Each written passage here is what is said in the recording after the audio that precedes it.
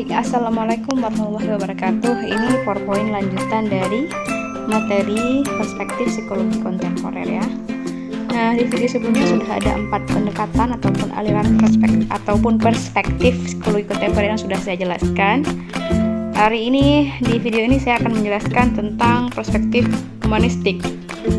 Nah, perspektif humanistik ini tokohnya ada Abraham Maslow ya. Apa kepercayaan ataupun khas dari perspektif humanistik? Kaum humanis percaya bahwa setiap orang memiliki kecenderungan untuk mengaktualisasikan diri, mengembangkan potensi diri ke arah positif. Jadi kaum humanistik ini berlawanan dari paham psikoanalis misalnya ya. Psikoanalis itu kan percaya manusia ini penuh dengan kecemasan. Kemudian kalau kaum behavioristik percaya kalau manusia ini pasif, ingin melakukan sesuatu karena ada reward, karena ada hadiah. Berlaku itu muncul karena reward dan punishment. Nah, humanistik menawarkan hal yang berbeda ya. Menurut humanistik, manusia pada dasarnya kita individu semuanya memiliki sifat yang baik dan positif. Dan ketika ada manusia ataupun individu yang tidak mampu mengaktualisasikan dirinya ataupun tidak berkeinginan, tidak termotivasi untuk mengaktualisasikan dirinya, maka mereka dianggap mengalami patologi orang rata-rata. Jadi kalau malas-malasan tiap hari gitu ya, nggak ada cita-cita, nggak ada pengen melakukan aktualisasi diri apapun, maka ini digolongkan ke individu dengan patologi. Patologi itu apa? Sakit ya. Makanya kalau mau jadi nggak sakit, sering-sering bersemangat, melakukan hal yang positif. Nah, ini cikal bakal munculnya psikologi positif berawal dari perspektif humanistik. Kita akan lihat lagi ya. Kita fokus ke perspektif humanistik dulu. Dalam perspektif humanistik, mereka percaya bahwa manusia memiliki kemampuan untuk mengendalikan hidup dan menghindar dari manipulasi lingkungan ya. Jadi kalau sebelumnya kaum behavior itu sangat percaya sekali bahwa lingkungan itu bisa mempengaruhi manusia ya, ataupun manusia ini akan tergantung di mana dia berada, kaum humanistik bicara yang berbeda. Manusia malah memiliki kemampuan untuk mengendalikan hidup mereka dan bisa menghindar dari pengaruh lingkungan ketika itu buruk. Nah, mantap ya. Jadi humanistik tidak bisa dikalahkan oleh lingkungan. Yang memegang peran penting dalam perkembangan manusia dia sendiri ya, kekuatan si manusia ini sendiri. Jadi humanistik ini memang fokus pada kelebihan ataupun kekuatan individu ya. Apa poin lain yang ada pada perspektif ini? Yang pertama, manusia itu punya nilai altruisme. Apa itu? Kepedulian terhadap lingkungan ataupun orang lain tanpa mementingkan diri sendiri. Manusia itu bisa melakukan sesuatu untuk orang lain tanpa dia mementingkan dirinya sendiri. Jadi nggak selamanya manusia ataupun perilaku itu muncul karena ada sesuatu embel-embel reward dan punishment. Tapi ada kalanya manusia ini juga punya rasa kepedulian ya, tanpa pamrih. Yang kemudian kaum humanistik juga percaya manusia ini fokus pada optimistik. Tidak ada sesuatu yang tidak mungkin ya. Tidak ada sesuatu yang impossible. Semuanya bisa ya. Jadi hidup ini optimis, hidup ini penuh harapan. Ke depan itu adalah masa hari yang cerah gitu ya. Jadi humanistik inilah yang kemudian memberikan dasar bagi psikologi positif sekarang ini. Jadi psikologi positif yang dikembangkan sekarang itu awal mulanya itu dari pemahaman ataupun pandangan si humanistik ya. Yang ahlinya yang pertama itu ada Abraham Maslow. Nah, Nah, ini ya yang perbedaan antar beberapa perspektif supaya kalian dapat gambaran apa sih jadi khas perspektif yang berbeda ini ya. Karena balik ke pengertian awalnya bahwa perspektif itu adalah cara pandang psikologi dalam melihat kompleksitas perilaku dan proses mental manusia dari pandangan yang berbeda. Kalau sebelumnya ada psikodinamika atau psikoanalisa sama ya, manusia ditentukan oleh masa lalunya ataupun alam bawah sadar. Manusia ini penuh dengan konflik-konflik kecemasan di alam bawah sadarnya. Kemudian behavioristik percaya bahwa manusia itu pasif, bereaksi terhadap stimulus dari luar, dia tidak aktif. Maka humanistik menawarkan hal yang berbeda. Manusia ini punya kemampuan untuk free will, yaitu bebas menentukan dirinya. Dia itu bisa melakukan apapun sesuai dengan aktualisasi diri yang dia inginkan. Manusia ini cenderung tumbuh dan berkembang, dan manusia ini cenderung punya usaha untuk mencapai tujuan tertinggi, yang tertinggi ya di masa depannya. Jadi kalau misalnya hari ini ditanya di masa depan mau jadi apa, belum tahu, wah itu masuk ke patologi bagi orang humanistik. Bagi perspektif humanis itu sakit ketika kalian nggak ada arah hidup, nggak jelas tujuannya apa, itu sudah gejala patologi psikis. Hati-hati ya. Jadi sebaik-baiknya manusia kalau dalam perspektif humanistik adalah perilaku ataupun keinginan untuk mencapai tujuan tertinggi di masa depan, atau disebut dengan sebelumnya itu ada kata-kata aktualisasi diri ya, dan fokusnya masa depan ya. Juga ada nanti tapi fokusnya here and now ya, sekarang dan di sini dan sekarang ya.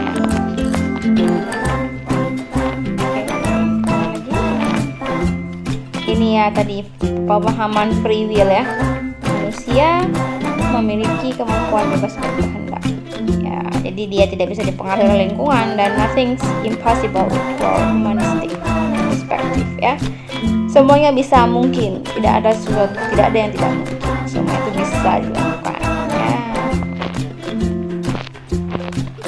Oke, kemudian kita next dulu, yang kognitif sudah saya jelaskan sebelumnya. Kita akan berpindah ke perspektif kita punya evolusioner ya. Perspektif evolusioner ini sebenarnya saya menjelaskan setelah ini ya, jangan evolution dulu yang ini dulu. Kita pindah ke perspektif sosial budaya. Kalau dari gambarnya bicara perspektif sosial budaya, maka di sana ada apa? Diversity ya. Diversity itu apa sih? Keberagaman ya. Kalau sebelumnya perspektif psikologi itu fokus pada individu by psikis, proses mental dan perilakunya yang di dalam diri mereka, maka kemudian muncul lagi perspektif yang berbeda yang kemudian mempertimbangkan bahwa ada hal lain yang juga mempengaruhi manusia. Apa itu? Sosial budaya. Ini kalau bahasa Inggrisnya sering disebut dengan cross culture psychology ya, tapi ini perspektif bukan mata kuliah ya. Jadi ini perspektif sosial budaya. Kita akan lihat apa yang menjadi fokus perilaku pada perspektif ini. Mengkaji bagaimana kemudian ternyata lingkungan sosial dan budaya mempengaruhi perilaku, cara berpikir dan perasaan. Jadi kalau sebelumnya itu fokusnya pada, kalau biologi itu ya sistem saraf, zat kimia yang keluar dari saraf, psikodinamika, behavioristik, humanistik, kognitif sudah saya jelaskan apa fokusnya. Nah, perspektif sosial budaya kemudian mencoba menawarkan bagaimana peran sosial budaya dalam mempengaruhi perilaku ya. Contoh paling simple ya. Ternyata setelah diteliti, anak yang dibesarkan pada masyarakat dengan budaya individualisme, mereka itu lebih mandiri daripada anak yang dibesarkan di budaya kolektivisme yang menekankan kebersamaan ya. Contohnya apa? Misalnya kalau misalnya kita lihat orang bule ya istilahnya ya, mereka itu kalau kemana-mana sendiri itu biasa aja, ke kantin makan sendiri, minum sendiri biasa aja. Mereka nggak merasa kesepian, tidak merasa tidak ada teman gitu ya. Mereka sangat mandiri sekali. Tapi berbeda dengan kita kita dari budaya yang kolektif ya, Indonesia, Malaysia, Pakistan, India, dan negara-negara kolektif lain sangat menekankan pada kebersamaan, sehingga jadi cenderung kurang mandiri jadinya ya. Atau misalnya kalian bisa pantau sendirilah kawan-kawan yang misalnya paling simpelnya ya, mau ke toilet aja perlu dikawanin gitu ya. Alah, malas pergi sendiri, padahal mau ke toilet tapi ajak kawan. Ada yang kayak gitu. Itu bagian dari beberapa lack of budaya kolektivisme ya. Contoh yang lain sih yang sehari-hari kita lalui itu apa sih pengaruh budaya terhadap perilaku? Jelas, kita bisa membedakan. Misalnya orang Aceh itu punya ciri-ciri yang khas kalau dibandingkan dengan orang Jawa. Kok bisa? Karena budayanya berbeda. Atau kita lihat lebih luas lagi, karena ini sosial budaya yang menyeluruh ya, seluruh dunia. Orang Indonesia itu dikenal dengan orang yang ramah, gemah haripah lo jinawi gitu. Dan itu khasnya berbeda dengan orang Cina atau orang yang budaya individualis yang kurang senyum gitu ya. Kalau di sejarahnya malah yang kurang senyum itu orang Jepang. Jadi ada nanti saya bisa kirim videonya. Di Jepang di zaman dulu ya, di zaman masyarakat tradisional di Jepang, mereka ternyata punya pemahaman nggak boleh tersenyum ataupun tidak boleh menampakkan ekspresi wajah kepada orang lain. Itu merupakan sesuatu yang kayak memalukan gitu ya. Dan ternyata itu jadi berbeda, dan apa istilahnya ya, mereka jadi tidak terbiasa mengekspresikan diri sampai nggak tahu cara senyum. Nanti ada videonya. Kok bisa? Ada budaya yang mengajarkan seperti itu sehingga berpengaruh pada perilakunya ya. Budaya-budaya lain banyak sekali apa yang mempengaruhi perilaku. Jangankan kita cross country atau cross provinsi, di Aceh saja kalau misalnya mau dibedakan, orang Tidi ya sama orang Takengon itu beda. Orang Kutacane dengan orang Birir itu beda. Jadi betul-betul memang sosial budaya ini sangat melekat sekali, dan tidak bisa dihindari ya. Meskipun sebelumnya ada perspektif humanistik, perspektif behavioristik yang juga yang bicara tentang lingkungan dan lingkungan itu mempengaruhi manusia ataukah lingkungan tidak bisa mempengaruhi manusia. Tapi di perspektif sosial budaya, dia bicara lingkungan sosial ya, bukan lingkungan dalam artian fisik ya, tapi di sana ada budaya. Dan ternyata tanpa kita sadari, kita selalu mewarisi dan membawa kepercayaan dan pemahaman budaya kolektif yang kemudian membentuk pribadi kelompok ya. Nah, selanjutnya ada pendekatan evolusioner. Ini sebenarnya termasuk perspektif yang baru dalam psikologi. Berakar dengan gagasan evolusi. Balik lagi ke teori Darwin ya, yang percaya bahwa manusia ini aktif dan produktif. Dia merupakan bagian dari seleksi alam. Siapa yang mampu bertahan hidup adalah individu yang mampu beradaptasi dengan lingkungan dengan dasar menjelaskan dasar perilaku yang spesifik. Jadi manusia ini kenapa berperilaku? Untuk beradaptasi, untuk bertahan, untuk melestarikan diri mereka. Ini betul teori evolusioner ya. Jadi seperti ciri-ciri fisik, evolusi juga mempengaruhi proses pengambilan keputusan, agresivitas, takut maupun pola berpasangan. Ya, ini memang merupakan pendekatan baru yang masih muda, yang awalnya itu kan evolution itu fokus pada fisik ya. Kalau organisme manusia itu berevolusi, kalau misalnya teori Darwin itu kan percaya ada asal mula makhluk hidup kemudian berevolusi secara fisik. Dan ternyata menurut perspektif evolusioner dalam pandangan psikologi, evolusi itu tidak hanya terjadi pada fisik, tapi juga pada mental dan perilaku. Evolusi itu juga evolusi juga mempengaruhi bagaimana proses pengambilan keputusan, agresivitas, rasa takut, atau pola berpasangan. Misalnya kalau di zaman purba dulu ya, kita bicara evolusioner, berarti ya bicara adanya belief ataupun gambaran adanya manusia purba. Bagaimana proses bentuk agresivitas manusia zaman batu dengan zaman sekarang berbeda ya.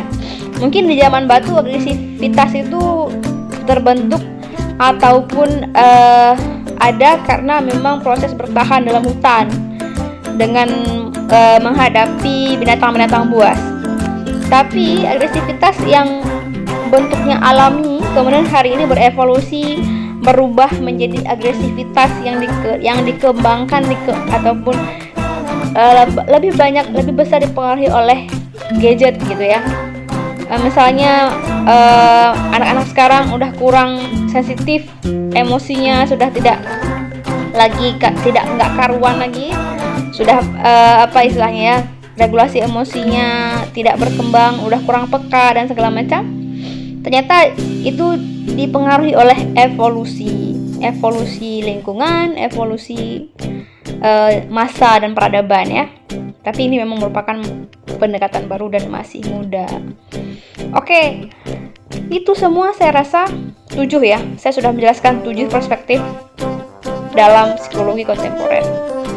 Yang kemudian ke-7 perspektif ini nantinya akan selalu bersama kalian ya sampai kalian menyandang SPSI ya. Jadi perspektif psikologi kontemporer ataupun modern ini nantinya juga akan kalian dapat lagi di materi mata kuliah lain, di materi abnormal sampai ke materi psikoterapi ya. Jadi kalian akan selalu bersinggungan dengan perspektif psikologi kontemporer ini. Yang paling banyak nanti akan dibahas mungkin seperti behavioristik, psikodinamika, kognitif, sosial budaya, dan humanistik. Sedangkan biologi dan evolusioner biasanya tidak terlalu dibahas, tapi biologi itu sekarang dibahas untuk pengembangan neuroscience ya, pendekatannya sudah ke neuroscience ataupun psikologi faal, psikologi kesehatan. Oke? Itu sekilas mengenai ciri khas dan bagaimana cara pandang yang berbeda dari berbagai perspektif psikologi kontemporer dalam menganalisa proses mental dan perilaku manusia yang kompleks, yang intinya semua perspektif ini ingin menjawab misteri bagaimana perilaku dan bagaimana sebuah perilaku dan proses mental terbentuk dan berkembang ya. Oke, saya tutup dulu videonya. Assalamualaikum warahmatullahi wabarakatuh.